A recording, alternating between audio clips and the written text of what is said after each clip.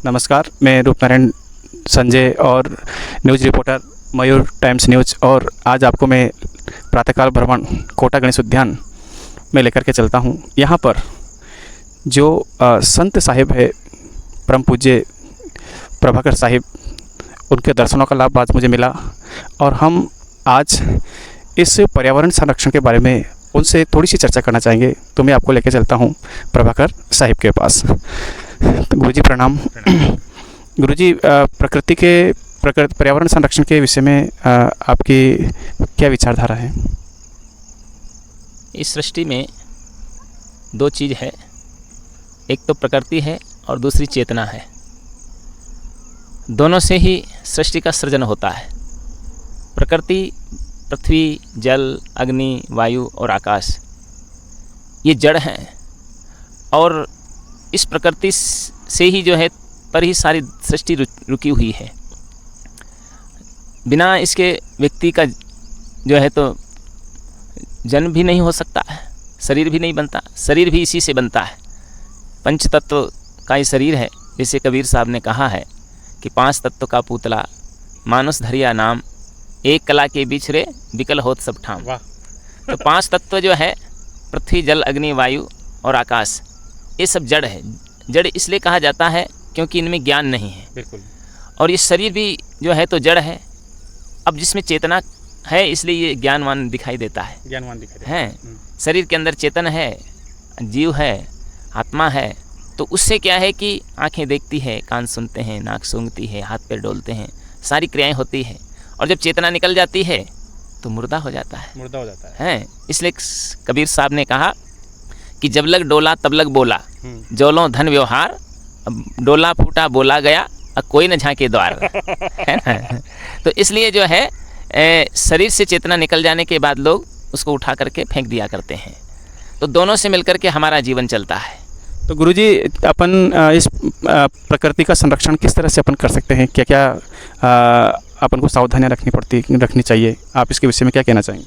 प्रकृति है, अगर प्रकृति में हम विकृति न फैलाएं हैं तो जीने में सभी प्राणियों को आसानी होती है ना?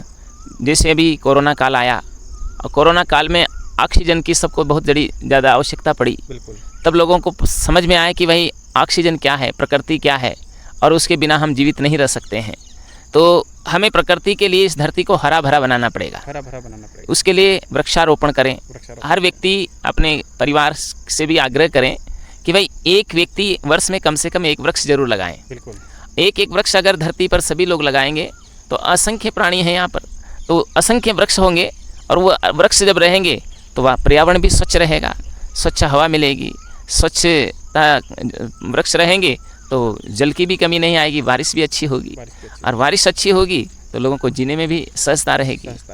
इसलिए हर व्यक्ति को चाहिए कि हम वृक्षारोपण करें और वृक्ष लगाएं ही नहीं, उसका पालन पोषण भी करें। हैं, जब वो बड़ा होगा तो आपको छाया भी देगा, फल भी देगा और फूल भी देगा, ऑक्सीजन भी देगा और प्राणी मात्र के लिए वो भलाई का काम करेगा। क्योंकि कबीर साहब ने कहा है कि तरवर सरवर संत जन, चौथा बरसे मेघ और परमार्थ के कारणे और चारों धरिया दे। गजब गुरुजी। है ना? तो तरवर, सबसे पहले उन्होंने तरवर को कहा, वृक्ष को कहा कि वृक्ष जो है तो अपना फल जो है तो स्वयं नहीं खाता है, वो दूसरों के लिए ही देता है। लोग तो उसको क्या करते हैं, उस फल को जो है तो तोड़ने के लिए उस पर पत्थर मारते हैं, डीला मारते हैं। उसके बदले में वो पत्थर सह करके भी व्यक्तियों को फल दिया करता है, छाया देता है, स्वच्छ ऑक्सीजन हवा देता है। इसलिए हर व्यक्ति को पेड़ लगाना चाहिए। जैसे पीपल है, इधर से नीम है, बरगद है, इधर मोरिंगा जिसको कहते हैं, सहजन है, तुलसी है, नीम गिलोई है, ये तमाम प्रकार के ऐसे औषधीय पौधे हैं। इनको भी जो है तो व्यक्तियों को अपने लगाना चाहिए और साथ साथ में जो है उनका रक्षण भी करना चाहिए। बच्चे का जन्मदिन हो तो उस समय भी बच्चे के द्वारा जो है तो आप एक बढ़िया वृक्ष पेड़ लगवाएं और उसको उस बच्चे की ही जिम्मेदारी सौंपें। बिल्कुल। ताकि बच्चे के अंदर में पुरुषार्थ करने की ललक पैदा हो और वही बच्चा आगे चल कर के जैसे जैसे पौधा बड़ा होगा उसमें फूल खिलेंगे तो उसका मन भी खिलेगा, उसको भी खुशियाँ मिलेगी और परिवार वालों को भी खुशियाँ मिलेगी। बिल्कुल बिल्कुल। इसलिए हर व्यक्ति को जो है वृक्षारोपण करना चाहिए और साथ साथ में जो है तो उसका रक्षण करने का भी जिम्मा लेना चाहिए। तीसरी बात है, प्रकृति में गंदगी न फैलाएं। प्रकृति में गंदगी ना अगर फैलाएं। कोई बहुत अच्छा पॉइंट है। मान लीजिए आप स्वच्छ नहीं कर पाते हैं, कोई दिक्कत नहीं है, हाँ, हाँ। लेकिन आप उसको गंदा न करें। गंदा ना करें। आजकल लोग जो है 3 प्रकार का प्रदूषण है। पहला तो एक तो है कचरा फैला देते हैं लोग, गंदगी जहाँ तहाँ फेंक देते हैं तो सड़न पैदा होती है, उससे दुर्गंध आती है।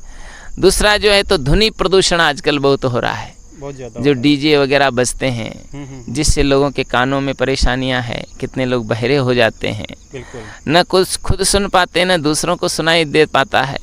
इसलिए इस पर भी प्रतिबंध लगना चाहिए, प्रतिबंध लगना चाहिए है। दूसरा जो है तो तीसरा जो है तो ये अपना आतिशबाजी का, आतिशबाजी है ना।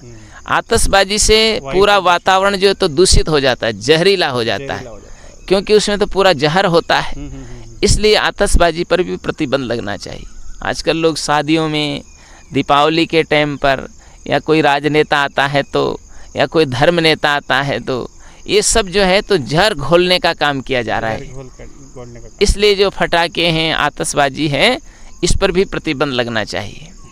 तो ये सारी चीज़ें जो है तो दूर हों और पर्यावरण को स्वच्छ रखने के लिए स्वयं भी जागरूक हों और दूसरों को भी जागरूक करना चाहिए। तो आज गुरुजी ने हमें बताया कि पर्यावरण संरक्षण के लिए हर घर से प्रत्येक सदस्य पेड़ लगाएं, प्रकृति को बचाएं, कचरा जहां पर उसका स्थान दिया जाता है वहीं पर रखें, और यदि प्रकृति बचेगी तो मानव बचेगा, सृष्टि बचेगी, पशु पक्षी जीव चर अचर जो भी हैं सब बचे रहेंगे। तो आज हमने गुरुजी से प्रकृति संरक्षण के बारे में जानकारी ली, बहुत अच्छी जानकारी उन्होंने दी ग्रंथों के माध्यम से और सामाजिक परिवेश को देख करके। तो आज हम इतना ही कहना चाहेंगे। बहुत बहुत धन्यवाद।